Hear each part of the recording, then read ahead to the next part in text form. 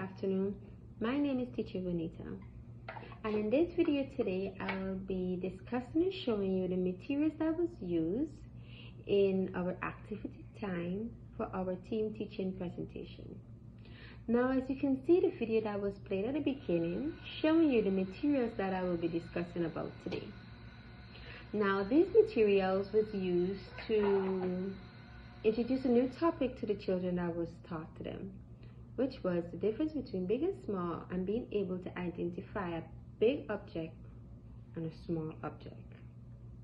Now, the first material I will be speaking about will be the blocks.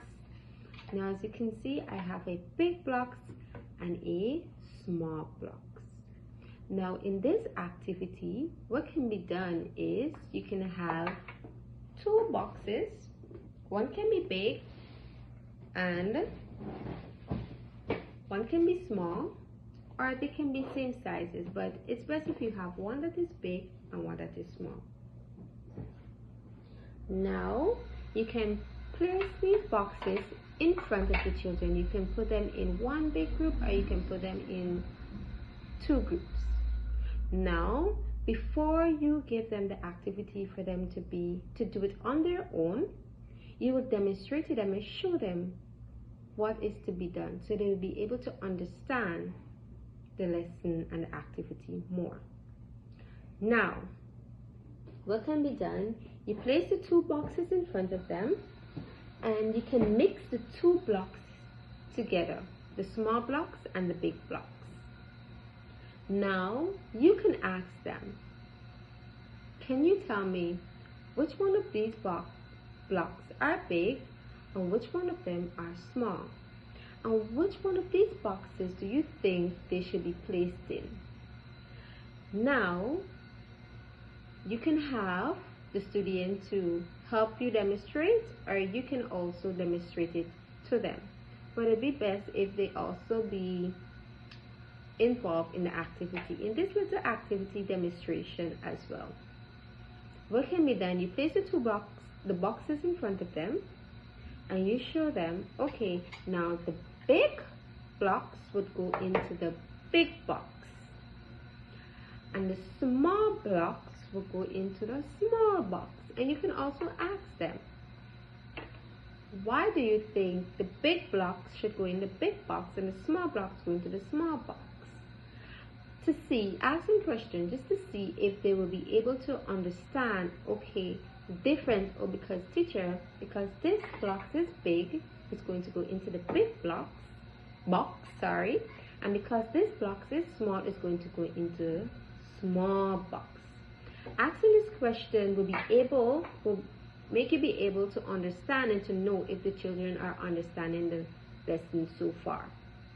Now, after we would have placed the blocks into the correct boxes, you can give them a little activities that they can be done on their own. Now, here I have some pom-poms. We have the big ones and we have the small ones. Now, you can give each child some big pom-poms and some of the small pom-poms. And you can also give them two bowls. Now, remember, we just demonstrate using the boxes, which block's going to be placed in the correct box and which small block's going to be placed in the small box. So now you're going to give them two bowls, and what they can do, they would separate the small pom-poms and put them into one bowl, and they separate the big pom-poms and put them into the separate bowl. Now, you can walk around to see if they're going correct and on the right path with this activity. Again, this will help you to see if they understand the concept of what is being taught. Now, another activities that can be done is, after they finish placing the pom-poms in the correct bowl, we have two pictures. Now, we would have taught them in the lesson earlier that there's different objects, different things that are big and that are small. One of these things would have been fruits. Now fruits come in different size. We have big and we have small. Now before you just give them the picture, where you can ask them is, tell me what is the name of these fruits. They will respond, and you can ask them now, can you tell teacher if both of these fruits are in the same size or which one is different from the other. Now they should be able, or some of them will be able to tell you, okay, no teacher, both of them are not the same sizes. The apple is bigger and the cherry is smaller.